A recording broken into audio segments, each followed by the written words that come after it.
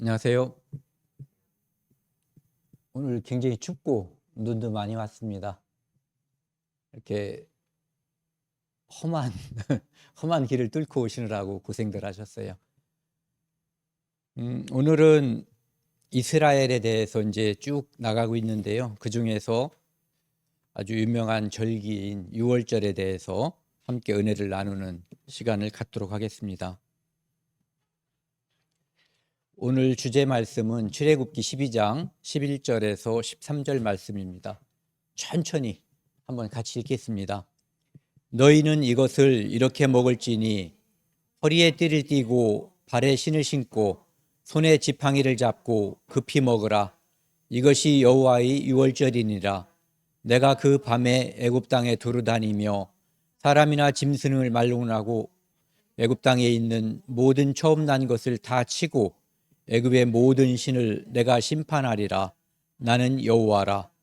내가 애굽 땅을 칠 때에 그 피가 너희가 사는 곳에서 너희를 위하여 표적이 될지라. 내가 피를 볼 때에 너희를 넘어가리니 재앙이 너희에게 내려 멸하지 아니하리라. 함께 기도하시겠습니다. 하나님 아버지, 감사합니다. 오늘은 날씨가 춥고 온 세상이 눈으로 덮였습니다. 이 눈이 우리를 불편하게 하고 힘들게 할 수도 있지만 이 눈을 볼 때에 예수님의 피로 우리의 죄를 눈과 같이 하얗게 맑게 하신 하나님의 은혜를 생각하는 그런 저희들 되도록 도와주십시오. 눈으로 말미암아 고생이 되지만 그 눈이 하나님의 선물임을 우리가 또 한 번 알 수 있도록 인도하여 주옵소서. 하나님의 말씀을 이제 함께 나누는 시간 처음부터 끝까지 함께 해주시고 인도하여 주옵소서. 이 모든 말씀 우리를 사랑하시는 예수님 이름으로 감사하며 기도드렸습니다. 아멘. 6월절이라고 하는 것은 우리가 굉장히 익숙한 단어죠. 6월절은 말 그대로 하나님의 재앙, 저주가 하나님의 은혜로 말미암아 대속 제물로 말미암아 넘고 넘어갔다. 그래서 유자는 넘어간다는 뜻을 가지고 있어요. 유자. 그리고 월자도 넘어간다는 뜻.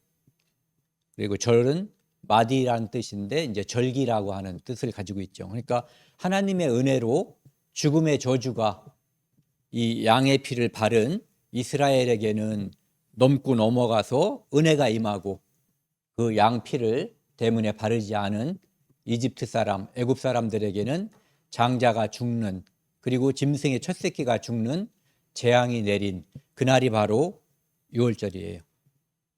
오늘 이 말씀은 유월절, 이제 하나님께서 모세를 통해서 유월절에 이런 일이 있을 것이다. 너희들은 이렇게 행동하라라고 이제 지침을 주는 거죠. 그래서 그때는 이렇게 여기 보시면은요. 아이고.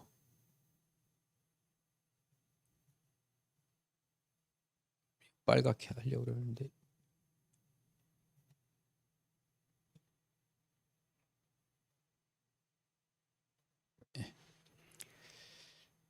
너희는 그것을 이렇게 먹을지니, 유월절에는 하나님께서 준비하라고 한 여러 가지 음식이 있는데 그 중에 가장 중요한 것은 어린 양이거든요. 그래서 그 양을 잡아서 이렇게 인방과 설주에 뿌린 거예요. 뭐 발랐든 뿌리든 어쨌든 거기에 그것을 칠해 놓은 거죠. 그런데 그 밤에 그 양을 이렇게 먹으라고 돼 있어요. 이렇게 먹을지니, 먹는 방법을 여러분들 뭐 이렇게 예식하거나 그럴 때 낯설은 음식 먹으면은 어떻게 먹는지 누가 먼저 먹는 사람 또는 익숙한 사람을 쳐다보고서 먹는 경험, 저는 그런 경험이 있거든요. 그것처럼 하나님이 이렇게 먹으라고 알려줬어요. 허리에 띠를 띠고, 허리에 띠를 띠지 않으면, 바지가 있는데 허리에 띠를 띠지 않으면 흘러내리는 거거든요. 그러니까 단단하게 준비하고 어떤 일을 하거나 밖으로 나가서 뭔가를 힘차게 할 수 있는 준비를 하는 게 허리에 띠를 띠는 거거든요. 발에 신을 신고 준비하는 거죠. 이제 출발할 준비를, 만반의 준비를 애적으로 갖추는 거예요. 그리고 손에 지팡이를 잡고, 노인들만 지팡이가 필요한 게 아니라 이제 우리가 이 이스라엘 민족이 가는 곳은 광야이기 때문에 뭐 독사도 있고 전갈도 있고 뭐 온갖 것들이 다 있기 때문에 지팡이, 몽둥이 하나쯤은 가지고 가는 게 좋을 듯해요. 그리고 그렇게 하고는 급히 먹으라고 돼 있어요.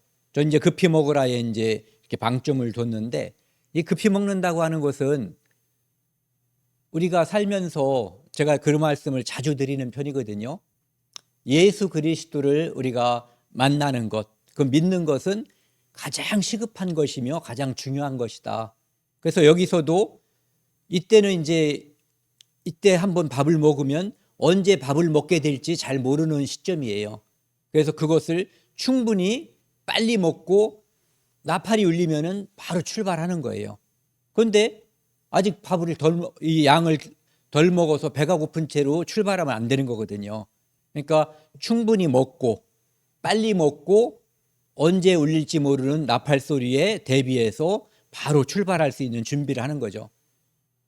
그리고 이것은 우리가 아까 말씀드린 것처럼 예수 그리스도를 만나는 일, 예수 그리스도를 믿는 일은 가장 시급한 일이라고 하는 것을 그 뜻에 내포하고 있다고 볼 수가 있어요. 그것이 여호와의 유월절이라. 그래서 하나님께서 유월절을 제정하신 거예요. 그러니까 먹는 방법, 그리고 그 의미에 대해서도 이제 이야기하고 있죠. 내가 그 밤에 애굽 땅을 두루다니며, 하나님께서 죽음의 천사를 보내서 애굽 땅을 다니면서 모든 짐승의 첫 새끼와 사람의 장자, 큰아들을 다 죽이는 재앙을 내는 거예요. 그래서 사람이나 짐승을 막론하고 가리지 않고 애굽 땅에 있는 모든 처음 난 것을 다 치고, 그러니까 사람이든 짐승이든 첫 새끼는 다 죽이는 거예요. 애굽의 모든 신을 내가 심판하리라.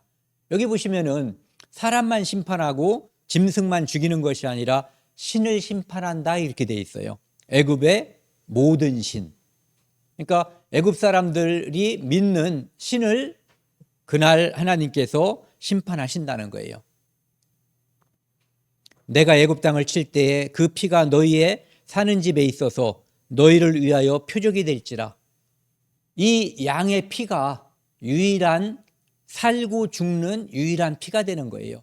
마치 우리 마음속에, 우리 양심에 예수 그리스도의 피가 발라져 있는 것이 하나님 나라에 우리가 갈 수 있는 유일한 표적이 되는 것처럼 이때도 똑같은 거죠. 요 줄친 것은 다시 한번 같이 읽겠습니다. 내가 피를 볼 때에 너희를 넘어가리니 재앙이 너희에게 내려 멸하지 아니하리라. 이 피만이, 이 대속의 피, 이 장자를 대신해서, 한 가족을 대신해서 양이 죽은 거예요.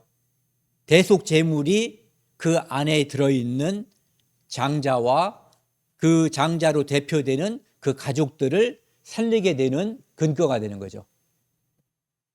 그것처럼 우리가 하나님 앞에 설 수 있는 것은 예수 그리스도의 피밖에 없어요. 똑같이 내가 피를 볼 때 너희를 넘어가리니 재앙이 너희에게 내려 멸하지 아니하리라. 우리 그리스도인에게도 똑같은 적용이거든요. 그래서 결론을 미리 말씀드리면 이 유월절의 이 양은 이 세상을 구원하기 위해서 십자가에서 피 흘려 돌아가신 예수 그리스도를 미리 가리키는 거예요. 그러니까 예수 그리스도가 이 땅에 오시기 1500년 전에 그 모습을 이스라엘 사람들에게 먼저 보여주신 거죠. 여기 보시면은요, 이스라엘 민족에게 하나님께서 유월절 날 그 재앙을 통해서 구원하시고, 이 구원은 늘 단면이 이렇게 앞면과 뒷면이 다르잖아요. 이스라엘에게는 구원이었다면 그날이 애굽 사람들에게는 재앙, 멸망하는 그런 날이 됐던 거예요. 그런데 하나님께서는 이스라엘 사람들을 구원하기 위해서 애굽 사람들을 무차별적으로 처음부터 죽인 그런 일이 아니거든요. 하나님은 모세를 통해서 바로 즉 애굽 왕한테 가서 하나님의 백성을 풀어줘라, 가게 하라. 그럼 하나님의 백성이 하나님께 제사 드린다, 예배하게 위해서 바로에게 이제 풀어주라고 얘기한 거예요. 그런데 바로는 풀어주지 않죠. 그래서 풀어주지 않을 것을 하나님은 알고 계시지만 그래도 바로에게 계속해서 기회를 주는 거예요. 처음에는 재앙을 내리지 않아요. 지팡이를 가져가서 이것이 이 명령하시는 분이 이스라엘 민족은 누구예요? 출애굽기 4장 20절인가요? 거기 보면은 이스라엘을 하나님의 장자라고 그러거든요. 그러니까 하나님께서 내 아들을 네가 바로가 애굽 왕이 잡고 있지 말고 풀어줘라. 그들이 나를 섬기게 하라. 그러니까 네가 잡고 있을 백성이 아니라고 하는 거죠. 그래서 그걸 풀어주라고 하지만 이제 풀어주지 않는 거예요. 처음으로다가 이 명령이 하나님으로부터 왔다고 하는 것을 보여주기 위해서 한 것이 모세가 잡고 있는 이 지팡이, 이것을 던졌어요. 그러니까 이것이 뱀이 됐거든요. 그런데 애굽 왕의 그 요술사들도 자기가 가지고 있는 지팡이를 던지니까 뱀이 된 거예요. 그런데 이제 모세가 던졌던 그 지팡이로 만들어진 뱀이 이 나머지 뱀을 잡아먹은 거죠. 하지만 그 일로 인해서 바로는 뭐 별거 아니구나, 잡아먹혔지만 뭐 손해본 건 없잖아요. 그러니까 별 마음에 두지 않은 거예요. 그리고 나서 하나님께서 모세에게 미리 말씀해 주신 거예요. 바로는, 즉 애굽 왕은 내가 이렇게 너를 통해서 여러 가지 재앙을 내리고 표적을 보여주고 명령을 내리지만 결국은 말을 듣지 않고 그들을 내가 죽인 후에 그때서야 항복할 거라고 하는 것을 미리 말씀해 주시죠. 그러면서 이제 하나님께서 모세를 통해서, 모세는 대언자예요. 하나님이 말씀하신 것을 모세가 이제 애굽 왕에게 말하는 거죠. 물론 거기에 이제 아론이라고 하는 그 자기 형, 이 사람과 함께 가서 그 일을 하는 거예요. 근데 첫 번째로다가 하나님께서 애굽 사람들에게 보여주고 싶은 게 있었어요. 그리고 애굽의 신이라고 하는 여기 그림 보이시죠?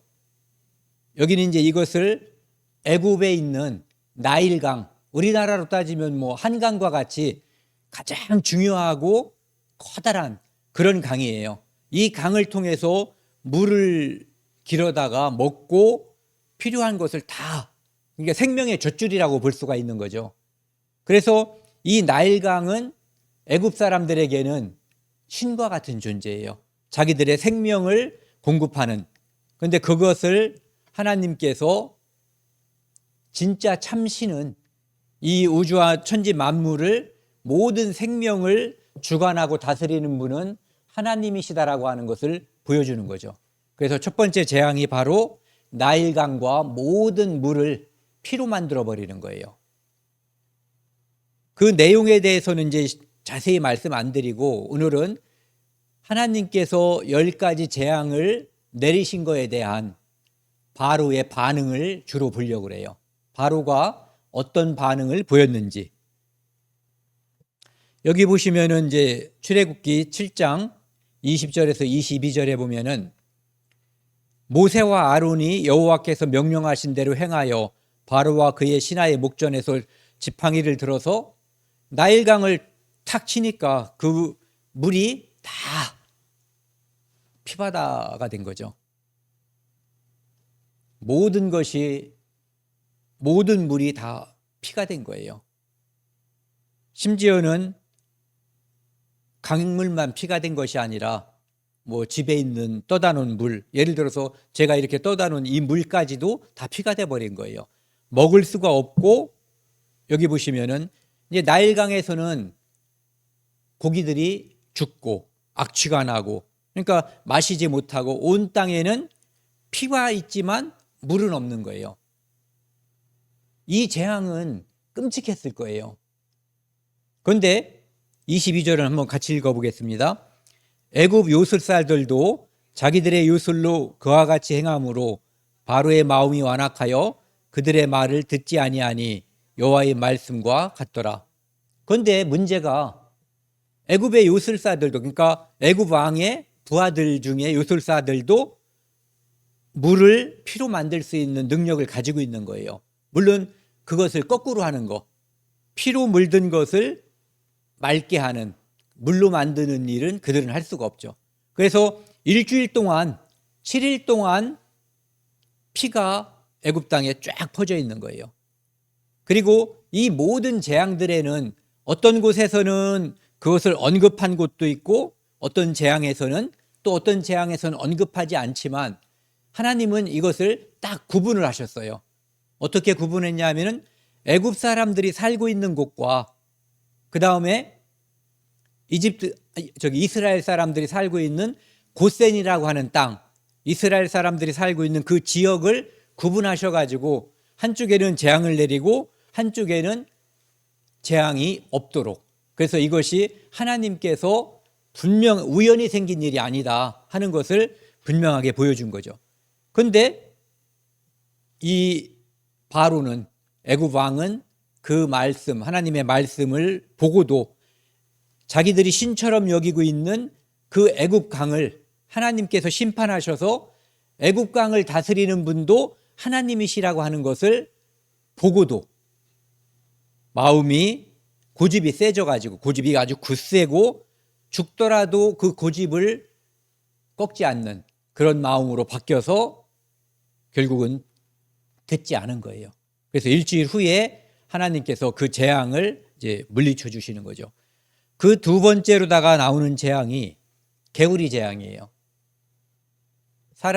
왕궁과 사람들이 사는 집에 개구리들이 가득 차가지고 뭐 음식을 먹으려고 해도 개구리가 있고, 누워도 개구리가 있고, 저쪽에 개구리가 한두 마리 있고 우리가 논이나 아니면 시냇가에 있는 거는 우리한테 아무런 지장을 주지 않아요. 졸리세요? 아니, 예. 그런 것을 아무런 지장을 주지 않지만 개구리가 만약에 여기라고 따져보자. 우리 예배당 이곳에서 주방에도 방송실에도 이게 앉아 계신 곳에서 의자에도 개구리가 바글바글 하다면 미칠 거예요. 그렇지 않은 곳이 있어야지 피하기라도 하는데 뭐 자기가 거처하는 모든 곳에 이 개구리가 바글바글한 거죠. 그래서 나일강으로부터 올라온 개구리들이 쫙 퍼진 거예요. 그러니까 이제 바로가 그것을 또 요술사들도 하는 거예요. 없앨 수는 없지만 요술사도 없던 곳에 개구리가 올라오게 할 수 있으니까 이거 별거 아니다 이렇게 생각을 하는 거죠. 그런데 너무 이제 힘드니까 그 모세의 요청에 의해서 이 개구리를 언제 치워줄까 이렇게 물어보는 거죠. 그러니까 내일. 그래서 그때 왜 그 기한을 정하고 이것을 모세를 통해서 하나님이 역사를 하시냐면은 만약에 이것이 우연히 그냥 사라져버리면은, 기한이 없이 사라져버리면 그것이 하나님이 하신 일인지 아니면 우연히 개구리들이 싹 사라져버린지 알 수가 없는 거잖아요. 그래서 기한을 정해서 내일은 그 개구리가 없어지게 하고 이 땅에는 오직 하나님만이 진짜 하나님이라, 참신이라고 하는 것을 보여주는 거죠. 그리고 이 개구리는 또 그런 신의 역할을 하고 있대요. 다산의 신. 개구리 알 보셨죠? 올챙이 알이 아니라 개구리 알이에요. 그걸 보면은 엄청나게 많이 낳거든요. 그러니까 개구리가, 사람도 개구리처럼 자식을 많이 낳아서 번성하고 하나님의 축복을 받길 바라는 거예요. 그래서 개구리를 신처럼 섬겼다는 거죠.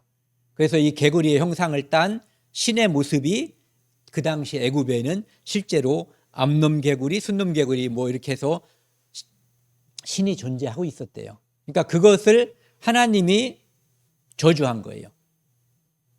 인간에게 축복하시는 분은 그것이 다산이든 살고 죽는 일이든 오직 하나님이시다라고 하는 것을 보여주신 거죠. 그래서 개구리가 이제 그 다음 날 싹 사라져 버린 거예요. 모든 집과 궁궐에서 나와가지고 개구리가 죽으니까 엄청나게 이제 냄새가 날 거 아니에요. 그러다가 냄새도 좀 썩고 나면은 좀 지나면은 괜찮아지잖아요. 15절 한번 같이 읽겠습니다. 그러나 바로가 숨을 쉴 수 있게 됨을 보았을 때에 그의 마음을 완강하게 하여 그들의 말을 듣지 아니하였으니 여호와께서 말씀하신 것과 같더라. 미칠 것 같은, 개구리 때문에 견디기 어려웠을 때에는 뭐 그거 들어주면은 나도 뭔가를 할 수 있는 그런 마음을 갖고 있었단 말이에요. 그런데 개구리가 싹 사라지고 나니까 마음을 굳세게 한 거예요. 고집부린 거죠. 그런데 하나님께서는 미리 말씀하신 거예요. 바로는, 애굽 왕은 끝까지 고집 부릴 것이고 결국은 장자가 죽어야만 너희를 풀어줄 것이다라고 미리 말씀해 주신 거죠. 그러니까 점점 이 재앙이 사람의 생명을 해치거나 사람을 힘들게 하는 방향으로, 그러니까 빨리 항복하면 좋죠. 우리가 구원받는 것도 어떤 분들은 이렇게 말하는 분들이 있어요.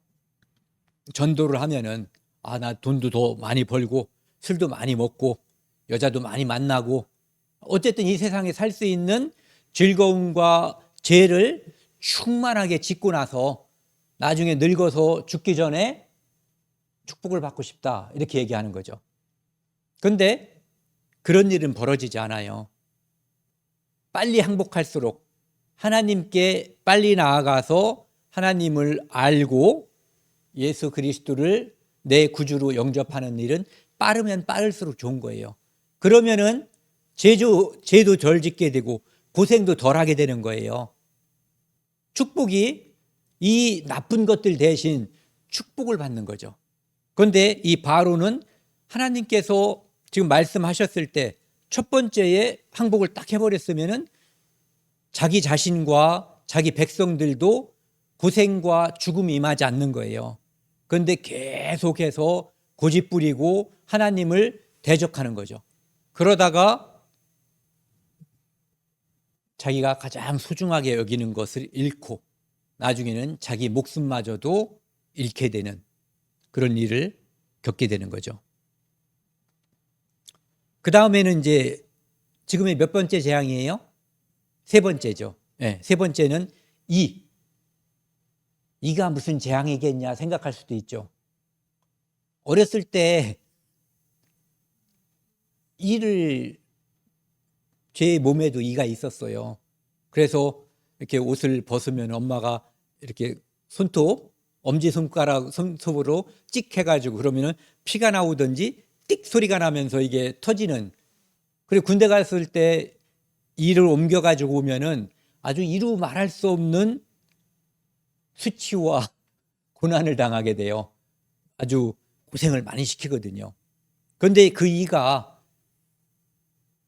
이집트 사람들 사는 집에 가득 찬 거죠.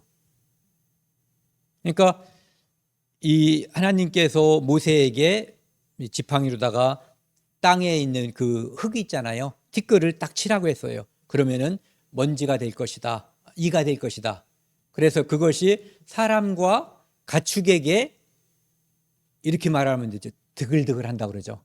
아주 그냥 가득 차가지고 잡아도 소용없을 정도로 그렇게 가득한 거예요.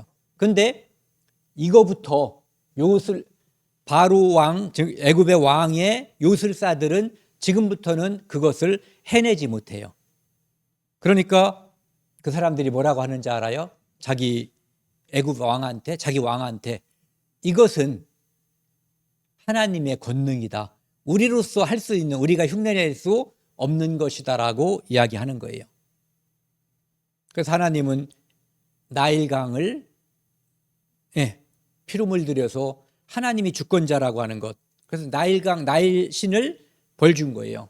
그 다음에는 타산 신인 개구리를 벌 준 거고. 그 다음에 이 사람들에게 기쁨과 그 다음에 즐거움을 주는 것이 사람들이 평안하게 사는 거거든요. 그리고 가축들이 번성할 때 사람들은 이익이 되고 즐거움을 주는 거거든요. 그런데 이가 드글드글하게 함으로써 죽진 않지만 엄청난 고통이 있어요. 감기만 들면 제가 드는 생각이 있어요. 내가 감기만 나으면 뭐든지 잘할 수 있을 텐데, 그리고 감기만 나으면 내가 훨씬 더 부지런할 텐데, 이런 생각을 하는 거예요. 이때 고통 속에 있는 거예요. 그래서 세 번째 재앙이 이 재앙인데 8장 17절에서 19절에 보면은요, 이가 사람과 가축에게 기어올랐고 욤을 싸는 그것을 할 능력이 떨어진 거예요. 그런데 그것을 보고도 바로 즉 애굽 왕의 마음이 고집이 점점 돌처럼 굳어지는 거예요. 그 마음이. 그래서 모세와 아론의 말도 안 듣고 자기 부하들이 이것은 하나님의 권능이다라고 말하지만 신경 쓰지 않는 거예요.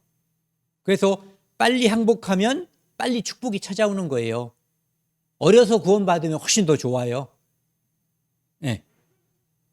그래서 그것이 바로 하나님께서 미리 모세에게 말씀하셨던 것과 같았다라고 하는 것을 이야기하는 거죠.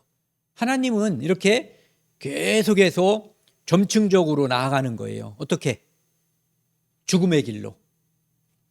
이렇게 죽음과 관계없는 그것에서 항복하면은 거기서 하나님의 재앙이 멈추는 거잖아요. 그런데 멈추지 않고 계속 갈 수 있게끔 바로가 계속해서 고집을 부리는 거죠.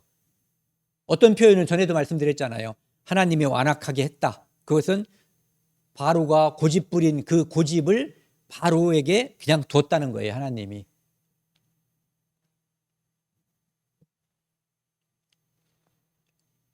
이거 이제 네 번째 파리 재앙이에요. 파리도 신으로 다 섬겼던 것이 애굽 사람들이라고 그래요. 그런데 이 파리가 이스라엘 사람들이 살고 있는 땅에는 없어요. 그런데 애굽 사람들이 살고 있는 왕궁과 이 사람들이 살고 있는 집, 이런 데에는 파리가 아주 드글드글한 거예요. 그러니까 이것도 견딜 수가 없는 거죠. 그래서 하나님은 구분하시는 거예요. 다 구분하신 거예요. 아까 물도 구분하셨고, 두 번째 개구리도, 세 번째 이도, 파리도 다 구분하시는 거죠. 이것이 우연이 아니라는 거. 그래서 살면서 우리에게 어떤 괴로움이 오고 그러면은 늘 넘어져서 오는 거든 뭐가 오는 거든 어쨌든 오면은 하나님을 생각하면은 유익이 있는 거예요. 우리가 하나님을 생각하고 회개하고 또는 하나님께 감사하고 이렇게 하면은 유익이 있는데, 그것을 이것이 어디서 오는 건지에 대해서 생각하지 않으면 깊은 수렁으로 빠져 들어가는 경우가 많은 거죠. 그래서 이 파리 재앙을 보면서도 우리가 알아야 될 것은 뭐냐면은 이스라엘 사람들도 알죠. 그 다음에 애굽 사람들도 알아요. 뭐를? 이 재앙이 하나님, 여호와 하나님으로부터 오고 있다는 것을 아는 거예요. 그래서 이제 바로 여기 보시면은 모세가 바로를 떠나 나와서 여호와께 간구하니까 하나님이 이 파리 재앙을 또 싹 없애준 거예요. 그랬더니 31절 같이 한번 읽겠습니다. 그러나 바로가 이때에도 그의 마음을 완강하게 하여 그 백성을 보내지 아니하였더라. 보내기만 하면 되는 거예요. 그리고 결국은 보내죠. 그런데 이루 말할 수 없는 고난, 이루 말할 수 없는 죽음과 고통을, 손해를 입고 그때 비로소 보내게 되거든요. 우리 인생에서도 이런 일들은 누구에게나 비일비재하게 닥치는 거예요. 우리 자신도 그랬고 우리가 전도하려고 늘 기도하는 우리 부모님들도 마찬가지예요. 빨리 항복하면 빨리 축복이 찾아와요. 그런데 버티면 버티는 대로 고생을 하는 거고, 잘못하면 결국에는 가장 중요한 그 생명을 마귀에게 내주는 그런 일이 벌어질 수도 있는 거죠. 그 다음에 이제 5번째 재앙은 가축에게 돌림병이 오는 거예요. 이 가축의 돌림병도 애굽 사람들이 사는 곳과 이스라엘 사람 사는 곳, 이 두 지역을 완전히 구분했죠. 그리고 하나님께서 이것도 역시 은혜를 내려주신 거예요. 오늘 항복하면 이 돌림병, 가축 돌림병이 내일 임할 건데 임해요, 안 임해요? 오늘 풀어주면은 가축 돌림병이 임하지 않는 거예요. 그러니까 하나님은 벌 주고 너 어떡할래? 이렇게 말하는 게 아니에요. 미리 말씀해 주시고 그 다음에 그것을 돌이키면 하나님께서 내리기로 했었던 그 벌, 재앙을 내리시지 않는 거죠. 여기도 보면은 애굽의 가축은 죽었으나 이스라엘 자손의 가축은 죽지 않은 거예요. 반복되는 이 재앙의 성격을 보면은 누구든지 이스라엘 사람들은 은혜롭겠죠. 아, 우리 하나님이 우리들에게는 은혜를 내리시고 우리를 지금까지 억압했던 저 사람들에게는 지금 벌을 내리시는구나. 그것을 뼈저리게 느끼게 되는 거예요. 하나님을 알게 되는 거죠.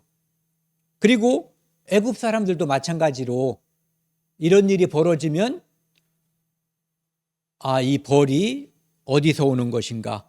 그리고 그 이유가 무엇인가에 대해서 곰곰이 생각하게 되는 거죠. 그런데 바로만, 즉 애굽 왕만 지금 완악하게 지고 말을 안 듣는 게 아니라 전반적인 애굽 사람들도 이 애굽 왕의 생각과 같았다는 거죠. 7절에 보면은요, 바로가 사람을 보내어 본즉 이스라엘, 확인했잖아요. 이스라엘의 가축은 하나도 죽지 아니하였더라.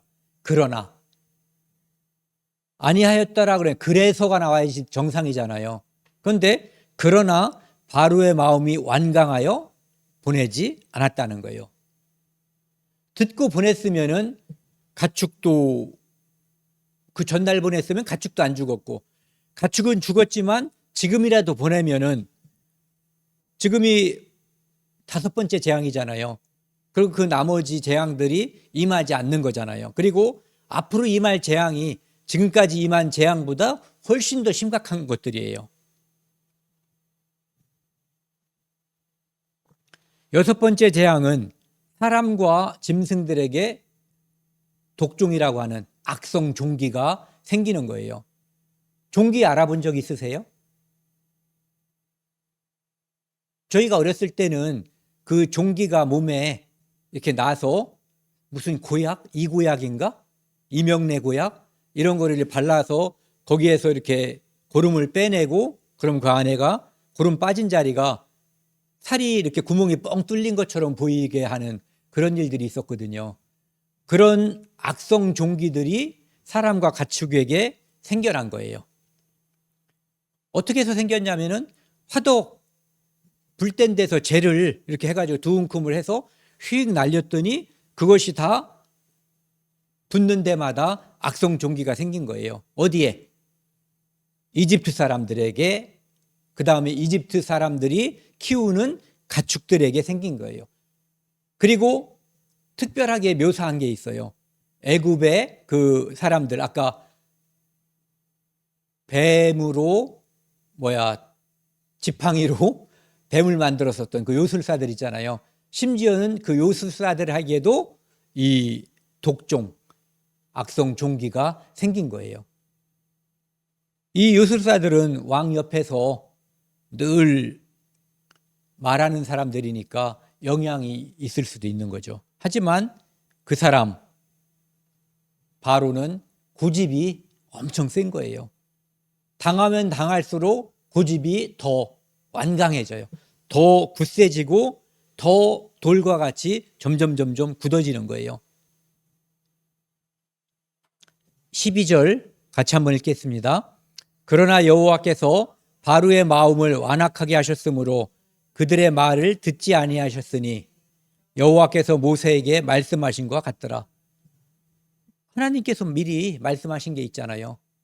끝까지 말을 안 들을 것이고 장자가 죽으면 그때서 한다라고. 그래서 하나님은 자비로운 분, 은혜로운 분이에요. 미리 말씀해 주시고 이때 항복하면 이 재앙을 안 내리시는 거예요. 그리고 앞으로 예정된 그 재앙도 역시 안 내리시는 거예요. 근데 그 요나서에서 보면 그렇잖아요. 예. 그런데 끝까지 고집을 부리고 하나님께 끝까지 대적하면 그 사무엘상 2장에 나와 있는 것처럼 여호와를 대적하면 산산이 깨어질 거라고 하는 그 모습을 지금 바로가 계속해서 자청하는 거죠. 자기 죽을 줄 모르고 계속 고집 부리는 거예요. 저만 죽지 않고 수많은 사람들이 죽죠. 제가 전도를 하다 보면은 친하니까 간절하게 얘기하거든요. 그래서 이런 말을 할 때도 있어요. 너도 너지만 연로하신 너의 어머니나 아버지 또는 너의 할머니 이런 분들이 빨리 구원을 받게 하기 위해서는 네가 빨리 마음을 돌이켜서 하나님을 믿어야 된다. 그러면은 너와 내 집이 구원을 받는다는 하나님의 약속에 따라서 그들에게도 축복이 임하는데 그것이 늦어지면 그 축복이 축소되는 거죠. 또는 사라져버리기도 하는 거예요. 이 바로에게도 그런 일들이 계속해서 벌어지는 거죠. 7번째는 우박이 내려서 죽게 되는 재앙이 내리는 거예요. 근데 이 우박에는 그냥 우박만 내리는 것이 아니라 뭐가 같이 내렸냐면 불덩이가 같이 내린 거예요. 저는 우박은 봤어도 우박과 불덩이가 같이 내리는 재앙을 못 봤거든요. 그러니까 이런 재앙은 하나님께서 일반적으로 하늘에서 마른 아래 날벼락인 것처럼 떨어지는 우박이 아니라 하나님께서 애굽 사람들을 벌 주기 위해서 특별하게 준비한 그러한 우박과 불덩이라고 하는 것을 알고 이제 보여주시는 거죠.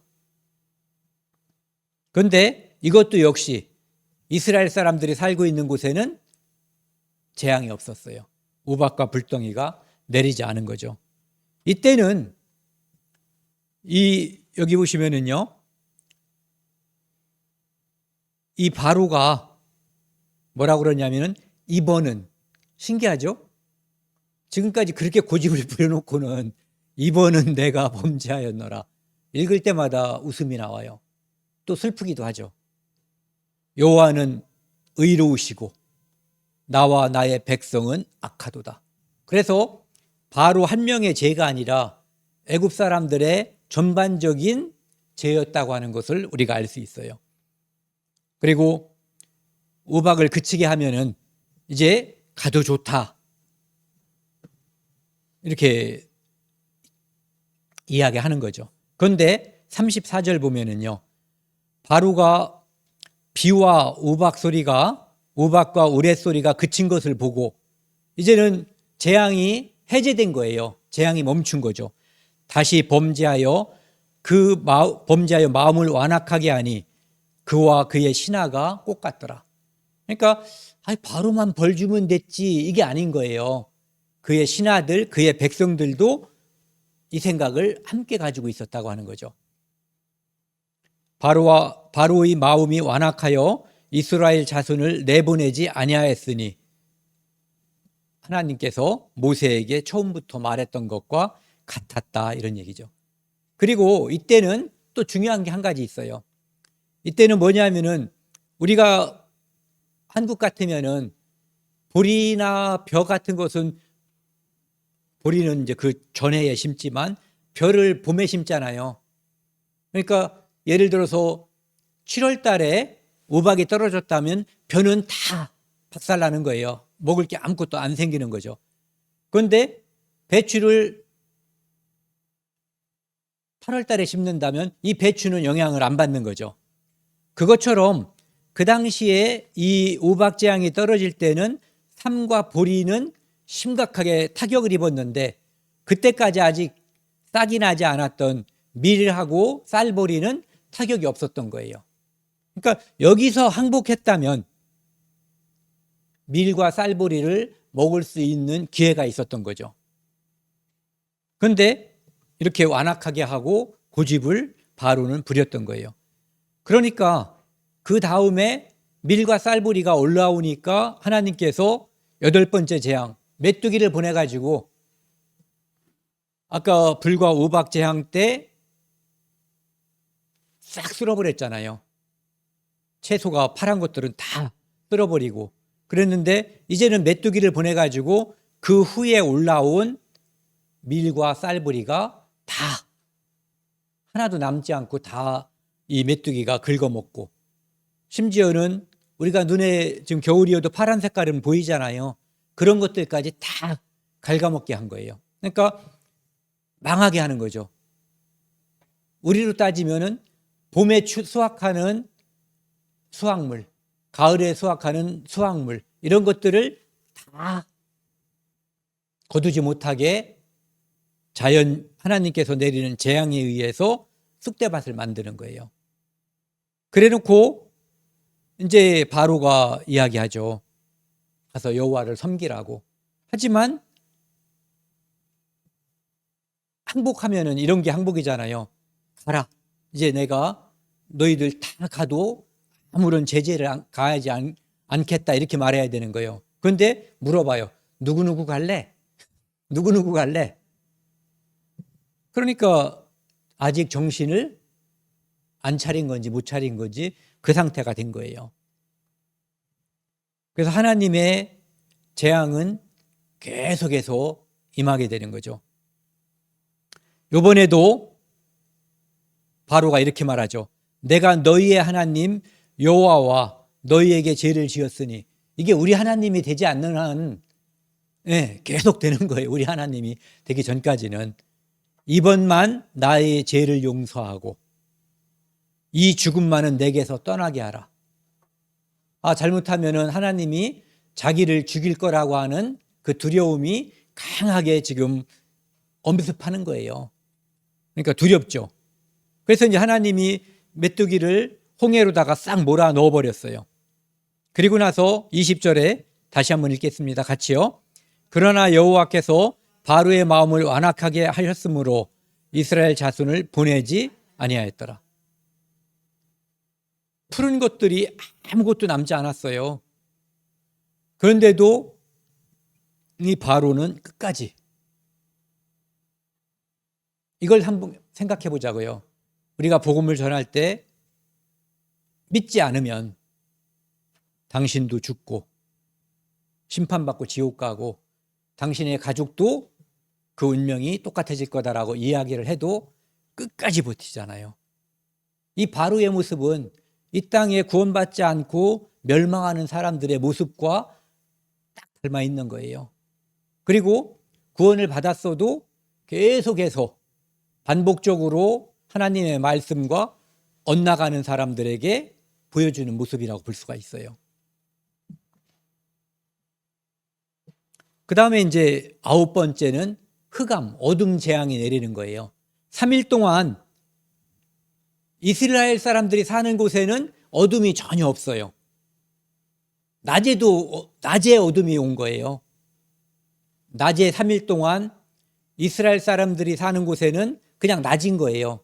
그런데 애굽 사람들이 사는 곳에는 왕궁과 모든 곳에 밤이 된 거예요. 그러니까 많은 나라에서 이 태양을 신으로 섬기잖아요.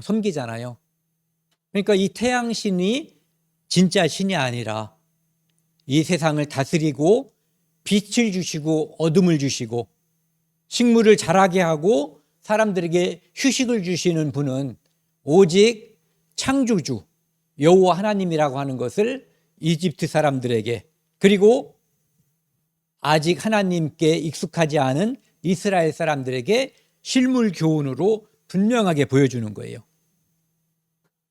이걸 보여주니까 바로가 애굽 왕이 이렇게 말하죠. 양과 소는 머물고 이제 애들도 조금 아까는 애들은 두고 가라고 그랬는데 이제 애들도 데려가도 좋은데 양과 소는 놓고 가라. 끈질기죠. 여기 보시면 양과 소는 머물고 애들은 데리고 가라 이렇게 얘기했어요. 27절 여호와께서 바로의 마음을 완악하게 하셨으므로 그 완악한 마음을 그냥 내버려 뒀다는 뜻이에요. 그리고 28절 한번 같이 읽겠습니다. 바로가 모세에게 이르되 너는 나를 떠나가고 스스로 삼가 다시 내 얼굴을 보지 말라. 내가 내 얼굴을 보는 날에는 죽으리라. 여기 파란 글씨 한번 다시 한번 읽어보세요. 내가 내 얼굴을 보는 날에는 죽으리라. 누가 죽는 거예요? 바로의 마음은 너 죽어. 모세, 아론, 니들 한 번만 더 나한테 이제 걸리면 죽어 이렇게 말한 걸 뜨실 거예요. 그런데 교묘하게 여기는 누가 죽는가에 대해서 써놓진 않았어요. 의미상 그런 의미처럼 보이지만은 그런데 실제로 누가 죽어요? 네. 애굽의 장자를 풀어주지 않고 죽이려고 했었던, 고생시키고 계속 잡아두려고 했었던 그가 자기의 장자와 모든 사람의 장자와 모든 짐승의 첫 새끼를 잃는 일이 벌어지는 거예요. 지 입으로 뱉은 그 일이 자기에게 그대로 화가 임하는 일이 벌어지는 거예요. 이렇게 이제는 10번째 재앙이 내리는 거예요. 가장 무서운 재앙이죠. 왕과 모든 백성의 장자 그리고 모든 가축의 첫 새끼가 죽는 그 재앙을 내리는 유월절 밤이 온 거예요. 왕도 자기 아들을 보호할 수가 없고 의사도 어떤 고관들도 어떤 요술사도 자기 자식을 보호할 수가 없어요. 왜? 생명은 하나님 주관인 거예요. 하나님이 주시면 우리가 생명을 받는 거고 하나님이 거두시면 그 생명을 잃는 거예요. 이것도 역시 완전히 구분하시잖아요. 이스라엘 사람들에게는 이 재앙이 내리지 않죠. 왜? 양을 잡아서 인방과 설주에 뿌렸기 때문에. 그런데 하나님은 이렇게 이집트 사람에게는 양의 피로써 삶을 주시고 죽음을 넘어가게 해주시고 이집트 사람에게는 하나님이 이 양의 피를 뿌리지 않았기 때문에 장자와 짐승의 첫 새끼에 죽음을 임하게 하는 거예요. 그런데 여기에 또 한 번 구분을 하는 거죠. 장자와 첫 새끼만 골라서 구분하는 거예요. 하나님이 누구신가? 이것을 애굽 사람들에게 보여주는 거죠. 애굽과 이스라엘을 구분했고 애굽 중에서는 장자만 구분한 거예요. 첫 새끼만 구분했어요. 전 참 신기해요. 사람들은 사람끼리 장자가 누군지 대략 알지만 양이나 소새끼들이 뭐 큰 때루다가 있다면 그 중에 어떤 것이 첫 새끼인지 그걸 어떻게 구분하냐고요. 그러니까 아주 경악을 했을 거예요. 살아남았던 사람들이 그 첫 새끼만 골라서 죽게 한 그 하나님의 놀라운 모습에 대해서. 이 피는 장차 1500년 후에 베들레헴에서 태어나시고 예루살렘에서 십자가에 못 박혀 모든 인류의 죄를 그 핏부림으로 구원하는 예수 그리스도의 그림자예요. 이 모습대로 예수님이 이 땅에 오셨던 거예요. 그래서 고린도전서 5장 7절에는 우리의 유월절 양이라고 예수님을 부르는 거죠. 이 양의 피가 없던 집은 장자와 짐승이 죽었고 양의 피가 있던 이스라엘 집에는 아무런 재앙이 내리지 않았어요. 처음에도 말씀드렸던 것처럼 이 유월절은 이렇게 바로 우리의 안에 예수 그리스도를 통해서 예수 그리스도가 우리 양심에 우리에게 핏부림을 하신 거예요. 그래서 하나님이 우리를 심판하실 때 예수 그리스도를 믿는 그 믿음, 예수 그리스도가 십자가에서 흘린 그 피가 나의 죄를 영원히 용서했다는 것을 믿는 사람은 재앙이 넘어가는 거예요. 그 피가 이 마음속에 없는 사람들, 그 사람들은 영원한 심판으로 떨어지는 거예요. 재앙이 영원히 임하는 거죠.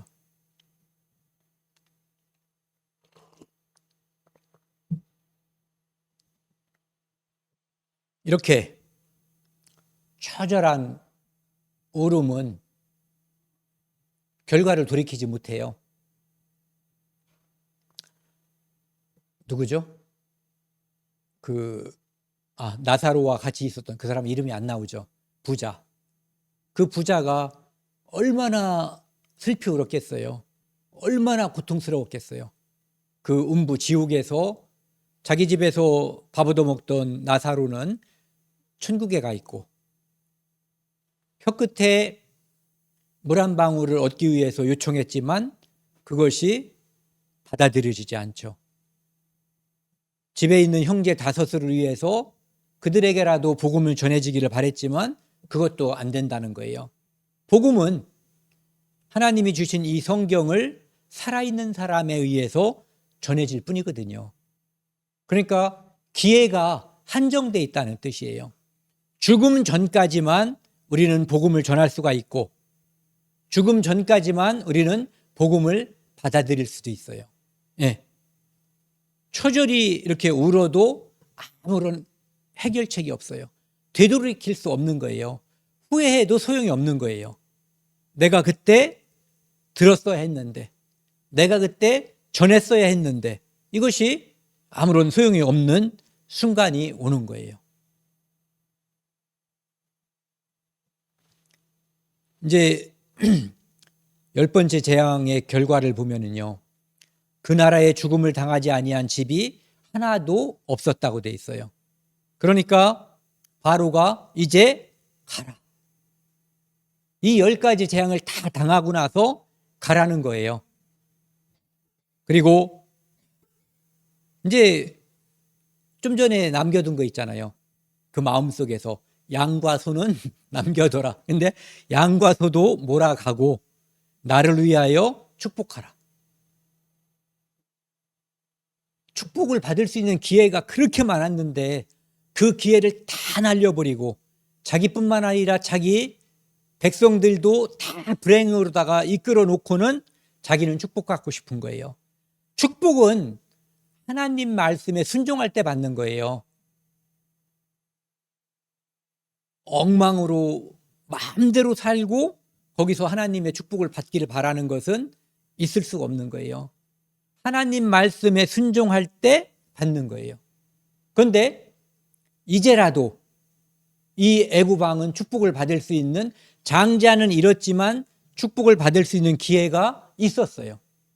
그런데 그 기회, 자기 생명을 잃지 않을 수 있는 기회가 있었는데 그것을 또 날려버리게 되죠. 그래서 이제 애굽 사람들이, 아니 이스라엘 사람들이 다 출발해서 자기 땅으로 재산과 모든 것을 가지고 출발했다는 말을 듣고는 바로와 그의 신하들이, 이거 보세요. 신하들도 화가 확 뻗친 거예요. 화날만 하죠. 장자가 다 죽었잖아요. 짐승의 첫 새끼도 다 죽었고. 그런데 자기들이 지금 이 재앙을 주관하는 분에게 항거할 수 없는, 대항할 수 없다는 것을 알아야 되는데 그걸 모르고 성질만 부리는 거예요. 성질 부리는 사람들 많이 보셨죠? 능력은 안 되는데 욕심이 있고, 능력은 안 되는데 성질만 부리는 거예요. 그래서 마음이 변했어요. 그래가지고 이제 군사를 모집해가지고 7절 보세요. 같이 읽겠습니다. 선발될 병거 600대와 애굽의 모든 병거를 동원하니 주의관이 다 거느렸더라. 왜 동원한 거예요? 잡으러 가는 거예요. 이스라엘 사람들 지금 잡으러 가는 거예요. 이제 재앙이 이제 내가 이러면 뭘 잃겠냐라고 생각하고 가는 거겠죠. 큰아들도 죽었는데. 그런데 중요한 게 남아있잖아요. 지금 자기 생명. 각자 자기 생명이 남아있었는데 그것을 모르는 거예요.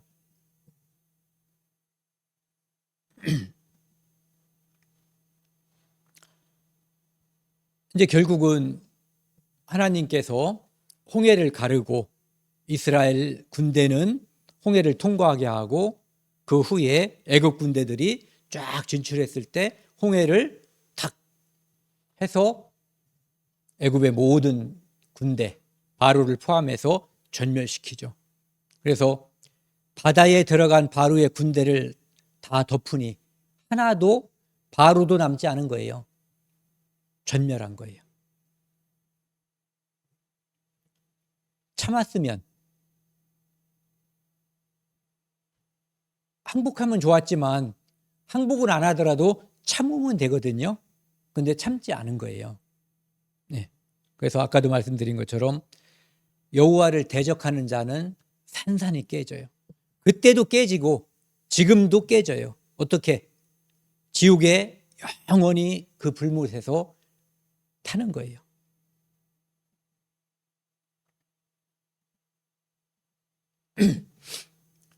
이 요한복음 1장 29절에는 예수 그리스도를 하나님의 어린 양이라고 표현하고 있어요. 이 어린 양은 누군가를 대신해서 피 흘려 죽음으로써 대속물이 됐던 그 어린 양을 가리키는 거예요. 오늘 우리 주제와 연관시키자면 유월절 양이 되는 거죠. 유월절 양은 이스라엘 민족의 한 가족, 그 집안에 머물러 있는 사람이어야지 되는 거예요. 그 피를 뿌린 집이어야지 되는 거예요. 피를 뿌리지 않았거나 또는 집 밖으로 돌아다닌다면 그 생명은 보존될 수 없었던 거예요. 그런데 하나님의 어린 양 예수 그리스도는 한 가족이 아니라 우주가 집이잖아요. 그 집안에 사는 모든 사람들의 죄를 위해서 피를 뿌리신 거예요. 그래서 여기 보면은 우리의 유월절 양 곧 그리스도께서 희생되셨느니라 이렇게 설명하고 있는 거죠. 그러니까 예수님은 유월절에 죽었던 그 양 한 마리처럼 이 땅에 오셔서 양 한 마리는 장자 또는 한 가족의 죄를 구원했지만 예수님은 우리 모든 인류, 우주의 죄, 지부집주예요. 우리 집들의 죄를 구원하기 위해서 오셨고 그리고 십자가에 못 박혀 돌아가신 거예요. 그래서 그날이 유월절이었어요. 예수님께서 십자가에 달리던 날이 유월절이었고 예수님이 십자가에 달려서 죽으실 그 순간이 바로 유월절 양 잡는 시간이었어요. 그래서 하나님께서는 이 유월절의 규례를 영원한 규례로 보고 영원히 지켜서 대대로 행하라고 그랬거든요. 그래서 이스라엘에서는 그것을 영원히 지키고 있는데 아직도 유월절의 규례를 지키고 있지만 유월절의 절기는 지키지만 예수 그리스도는 믿지 않아요. 대다수 사람들이. 그것을 보라고 그것을 알고 믿으라고 준 절기인데 가장 중요한 것을 빠뜨려 버린 거죠. 유월절 이 피 뿌리는 이것은 바로 예수 그리스도의 모습이에요. 이 죽은 양, 피 흘려서 죽은 양은 바로 예수 그리스도를 상징하는 거예요. 이 사람들이 이렇게 인방과 설주에 피를 뿌릴 때 이 안에 들어감으로써 보호를 받는 거예요. 이 밖으로 나오면 또는 피를 뿌리지 않으면 보호받지 못하는 거예요. 그래서 여기 죽은 이 양은 바로 우리의 유월절 양, 같은 말이 그리스도라는 거죠. 십자가에서 피 흘리신 그분이 바로 유월절 양이었다. 그리고 그분은 우리의 모든 죄를 위해서 십자가에서 돌아가셨다. 이런 얘기죠. 오늘 여기까지 하겠습니다. 다음 시간에는 오늘 상당 부분이 겹칠 수가 있는데 출애굽에 대해서 하겠습니다. 함께 기도하시겠습니다. 하나님 아버지 감사합니다. 오늘 유월절 하나님 말씀을 통해서 그때 핏부림을 당한 그 유월절 양이 우리를 위해서 피 흘려주신 예수 그리스도임을 알고 믿게 해주시니 감사드립니다. 우리 사랑하는 가족들, 하나님의 유월절 어린 양 예수 그리스도를 믿고 축복의 길로 나아갈 수 있도록 인도하여 주옵소서. 이 빙판으로부터 우리 가족들 보호해 주시고 이 눈을 통해서 하나님의 사랑이 우리의 모든 죄를 가렸음을 다시 한번 깨달을 수 있도록 도와주십시오. 이 모든 말씀 우리를 사랑하시는 예수 그리스도 이름으로 감사하며 기도드렸습니다. 아멘.